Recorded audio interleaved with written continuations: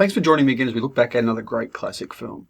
This is a British film that is one of the best to be produced during the British New Wave, from a subgenre known as the kitchen sink drama. It features a number of actors who would become synonymous with British films of this period, including the multi-award-winning lead who became an established star of the stage and screen. It is a gritty drama from a first-time director on a subject which was still taboo at the time of its release. It is Saturday Night and Sunday Morning from 1960. Adapted from the 1958 novel of the same name by Alan Sillitoe, Sillitoe also wrote the script as the budget didn't allow for a professional screenwriter. The plot follows a young teddy boy machinist Arthur who spends his weekends drinking and partying until his life becomes complicated by his affair with a married woman and the conflict that creates with his romantic interest in a woman closer to his age. As was typical of these films, Arthur is a working-class, angry young man who rebels against the oppressive social and economic systems that were established by previous generations. Directed by Carol Reese and produced by Tony Richardson, experienced cinematographer Freddie Francis was attached by executive producer Harry Saltzman, who felt that Francis's experience would help a novice director like Reese. Saltzman had originally wanted Peter O'Toole to play Arthur, but the part instead went to relative newcomer Albert Finney, with this film helping to establish him as an actor of note. Shirley had appeared in a number of small, uncredited roles before her breakout role in The Entertainer led to her casting as Arthur's long-term love interest Doreen. Like Finney, Field was to become a prominent feature of the British New Wave. Deanna Dawes turned down the role of Brenda, the married woman Arthur is having an affair with, opening the door for Rachael, whose reputation had been established on the stage, but would be greatly enhanced by appearances in a number of important British New Wave films. Norman Rossington, best known at the time for his appearances in a number of Carry-On films, was cast as Arthur's sensible, down-to-earth, blue-collar pal Bert, in what was a career best performance for him. Funding was stitched together with support from Bryanston Films, the National Film Finance Corporation, and Twickenham Studios, with Tony Richardson deferring his producer's fee to help with costs. The film went £3,500 over budget and 2 days over schedule when filming at the Nottingham factory proved more difficult than had been expected.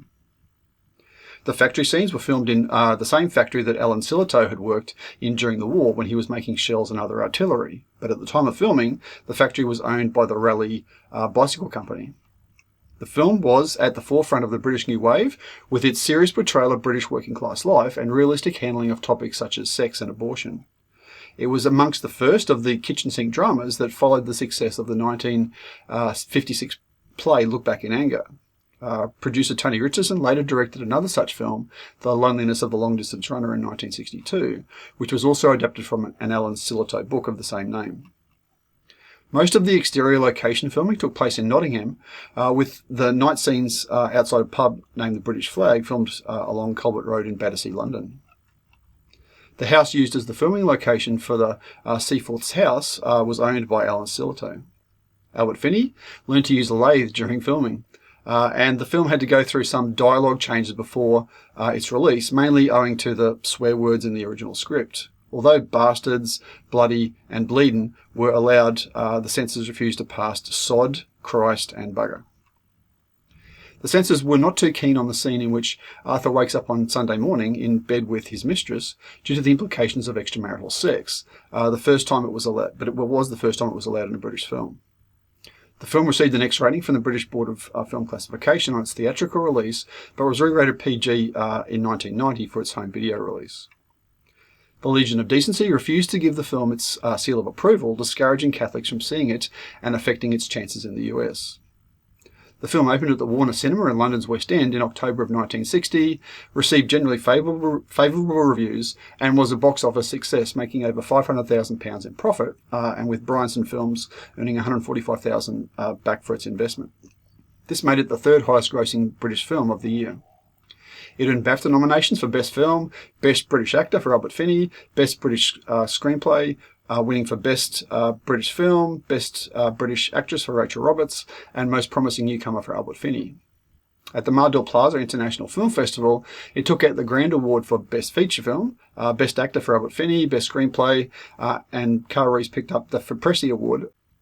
The National Board of Review awarded Albert Finney Best Actor and the movie Top Foreign Film.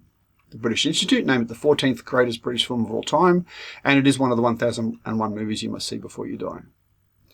Lots of good reasons to watch this film. The black and white photography combined with the industrial setting is highly immersive. The performances are authentic, giving the film a cinema verite feel, and the story is both a function of the period of the film as well as interesting and engaging. So, what I'd suggest you do is that you go to our website, find our virtual screenings page, find the link to this particular film, click on it and watch it, see what you think, and as always, we invite you to come back, let us know your thoughts about the film and whether you recommend it for others as well. And then we're back in the not too distant future for our next classic films review. See you next time.